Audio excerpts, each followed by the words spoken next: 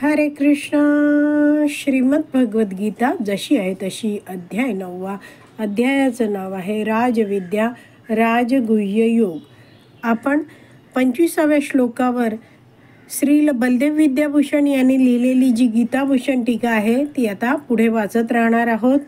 त्याआधी श्रील प्रभुपादांना प्रार्थना करूया. हे श्रील प्रभुपाद, आम्ही भगवद्गीता हा ग्रंथ वाचून समजून घेण्याचा प्रयत्न करीत आहोत. त्यासाठी आम्हाला आशीर्वाद द्या. धन्यवाद प्रभुपाद. तर दुसरी ओळ जी आहे या 25व्या श्लोकाची, याबद्दल श्रील बलदेव विद्याभूषण पुढे लिहितात की भगवान श्रीकृष्ण या दुसऱ्या ओळीत अपि या शब्दाचा वापर करतात. तर अपि शब्द बघितला तर शेवटून दुसरा आहे बघा, मद याजिनः अपि माम. तर अपि म्हणजे परंतु. तर भगवान श्रीकृष्णांनी हा शब्द वापरून भगवंतांची भक्ती करणारे जे आहेत त्यांच्याबद्दलचं वेगळेपण दाखवलं आहे. तर आधी उल्लेख केलेले जे उपासक आहेत या श्लोकातले ते कोण कोण आहेत? देवतांचे उपासक, पितरांचे उपासक आणि भूतांचे उपासक.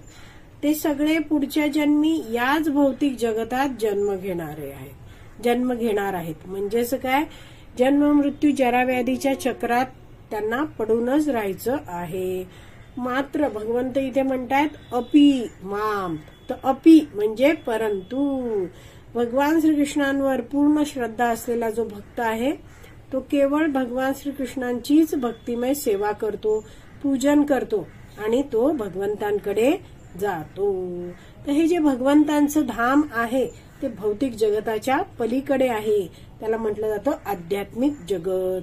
आणि तिथे गेलेला जो व्यक्ती आहे, जीव आहे, त्याला पुन्हा परत या भौतिक जगतात जन्म घ्यायला लागत नाही. तो वैष्णवाचार्य समजवतात की कृष्ण भक्त आहे त्याची भगवान श्रीकृष्णांवर पूर्ण श्रद्धा असते. बरेचदा आपण असे लोक बघतो ज्यांचं जर आपण निरीक्षण केलं तर आठवड्याच्या वेगवेगळ्या वारी ते वेगवेगळ्या जणांची पूजा करतात.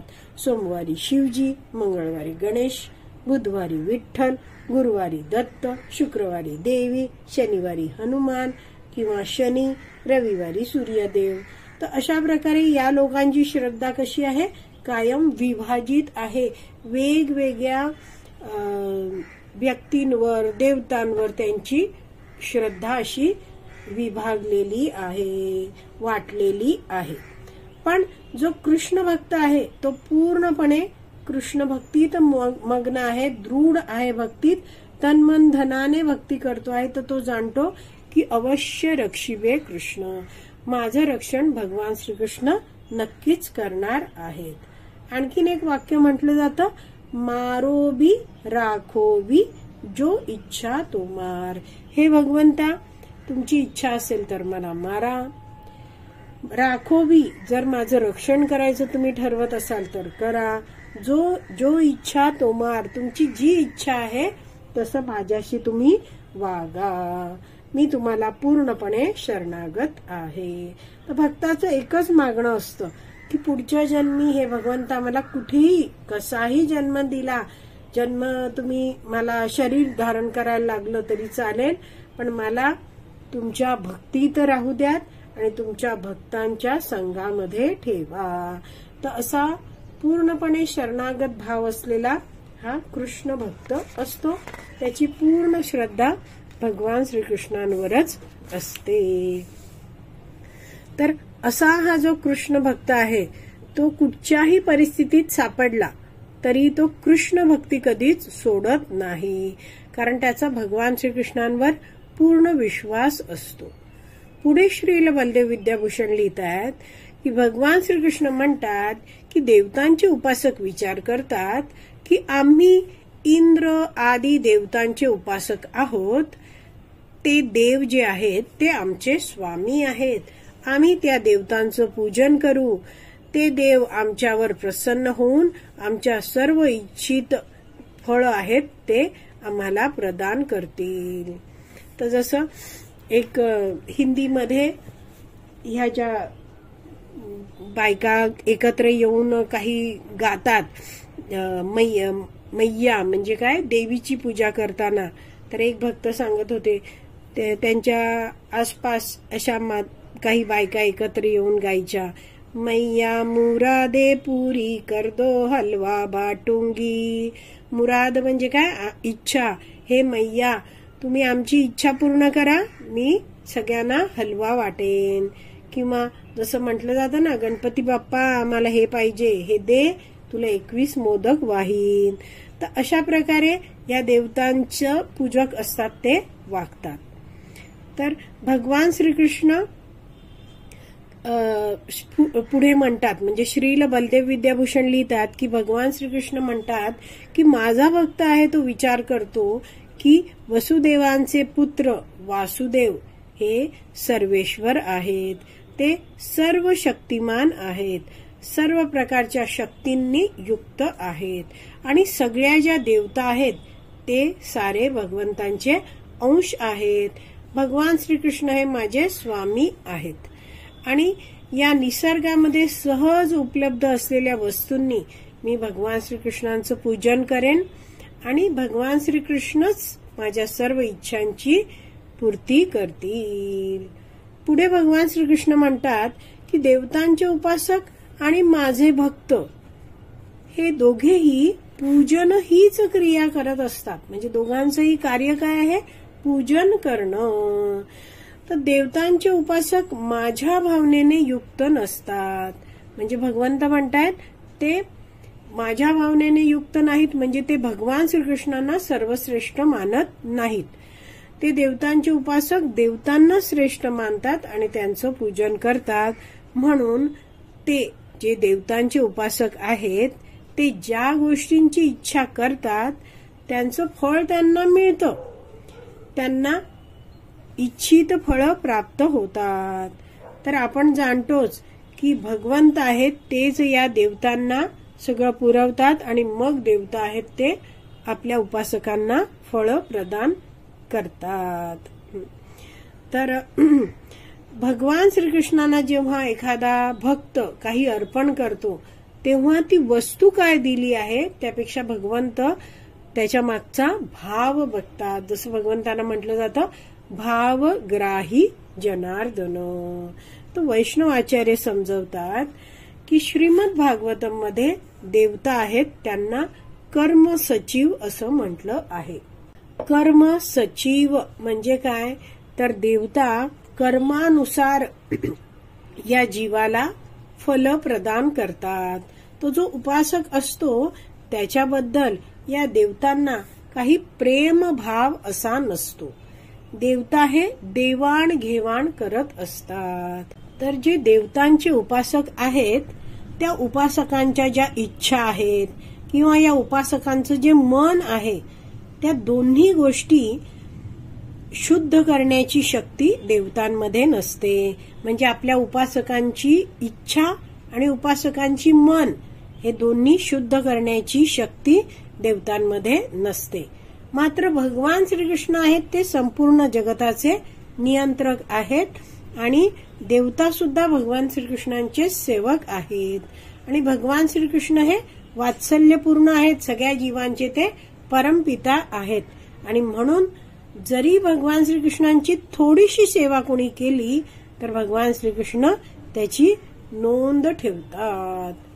श्रील बलदेव विद्याभूषण पुढे लिहितात, भगवान श्रीकृष्ण म्हणतात की देवतांचे उपासक जितकं थोडंफार आयुष्य जगतात त्यात उपभोग घेऊ पाहतात आणि प्राप्त झालेल्या भोगांसहित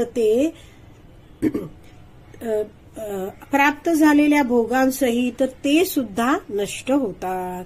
म्हणजे काय म्हटलंय नीटपणे जाणून घेऊया. देवतांचे उपासक आहेत ते या जीवनानंतर देवलोकात जन्म घेतात. तरी देवलोकातलं जीवन कायमचं असतं का, नाही. आणि देवलोकातले जे देवता आहेत ज्यांची या जीवाने उपासना केली आहेत त्या देवता सुद्धा कायम राहणारे आहेत का, नाहीत. त्या देवता सुद्धा नष्ट होणार आहेत आणि देवतांनी दिलेले जे उपभोग आहेत, भोग आहेत ते सुद्धा नष्ट होणार आहेत. आणि हे जे देव उपासक काही काळासाठी स्वर्ग लोकात देवांच्या लोकात गेले आहेत, त्यांना सुद्धा पृथ्वीवर नंतर जन्म घ्यावाच लागतो. तर भगवान श्रीकृष्ण पुढे म्हणत आहेत की परंतु जे माझी भक्ती करतात ते मला प्राप्त करतात. मी सर्वांचा ईश्वर सर्वेश्वर आहे. मी सर्वांचं आश्रयस्थान आहे. मी सच्चित आनंदमय आहे. मी भक्तांप्रती अति वत्सल दयाळू आहे. सगळेच माझ्यावर अवलंबून आहेत. माझ्याबद्दल हे सगळं जाणणारे जे माझे भक्त आहेत ते मला कधीच सोडून देत नाहीत. माझे भक्त कधी कितीही दुःखात असले तरी ते भगवंतांची म्हणजे माझी भक्ती करणं कधीच थांबवत नाहीत. तर असे माझे भक्त आहेत. तर असे माझे भक्त माझ्या दिव्य धामात येतात आणि ते माझ्या समीप राहून माझ्या जवळ राहून दिव्य आनंदाचा अनुभव करतात. तर वैष्णव आचार्य समजवतात, एक सुरेख वाक्य आहे ते, धन्य है वह सेवक न छाडे प्रभुर चरण. धन्य है वह स्वामी न त्यागे सेवक चुडे दरे आने. म्हणजे धन्य है वह सेवक, जो भगवान श्रीकृष्णांची भक्ती करतो तो धन्य आहे. न छाडे प्रभुर चरण, भक्ती करताना कितीही अडचणी जीवनात आल्या तरी तो भगवान श्रीकृष्णांची भक्ती करणं कधीच थांबवत नाही. असे सेवक असे भक्त धन्य आहेत. धन्य है वह स्वामी न त्यागे सेवक. आणि भगवान श्रीकृष्ण आहेत ते आपल्या सेवकाचा कधीच त्याग करत नाहीत. असे स्वामी भगवान श्रीकृष्ण देखील धन्य आहेत. आणि म्हटलं आहे चुडे दरे आने, म्हणजे दुर्दैवाने जर एखादा भक्त भगवंतांच्या सेवेतून मागे हटू लागला तर चुडे दरे आने, त्या भक्ताची चुडे म्हणजे काय, शेंडी, दरे आने, तर शेंडी पकडून शेंडी खेचून भगवान श्रीकृष्ण त्या भक्ताला पुन्हा आपल्या सेवेत आणतात. तर असा हा जो भगवंतांचा भक्त आहे, जो कायम भगवंतांच्या भक्तीत मग्न असतो, तर तो विचार काय करतो की बरं झालं मी भक्तिमय जीवन स्वीकारलं. जर मी भक्ती नसती केली तर माझं जीवन किती भयंकर असतं, मी किती वाईट कृत्य केली असती आणि शेवटी त्या पाप कार्यांमुळे मला नरकात जायला लागलं असतं, मी नरकगामी झालो असतो. माझ्यावर भगवंतांचे अनंत उपकार आहेत. भक्तांनी मला सगळं भक्तीबद्दल सांगितलंय, त्यांनी माझ्यावर उपकार केले आहेत, हे उपकार मी कधीच विसरणार नाही. तर असा हा जो भक्त आहे तो स्वतःला प्राप्त झालेली ही जी अनमोल भक्ती आहे त्याबद्दल इतरांनाही सांगतो, इतरांनाही भक्ती करण्यासाठी मदत करत असतो. तर असा हा भक्त आहे, तो या भौतिक जगतात राहतोय तेव्हा भगवान श्रीकृष्णांची भक्ती करतो आहे. भक्ती पूर्ण करून भगवंतांना संतुष्ट करून मग तो भगवंतांच्या धामात प्रवेश करतो, गोलोक धामात जातो, तेव्हा भगवंतांच्या सानिध्यात राहतो.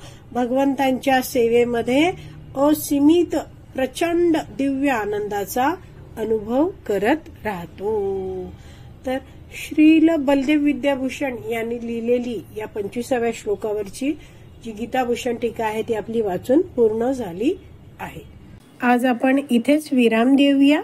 श्रीमद भगवत गीता की जय. श्रील प्रभुपाद की जय. हरी बोल.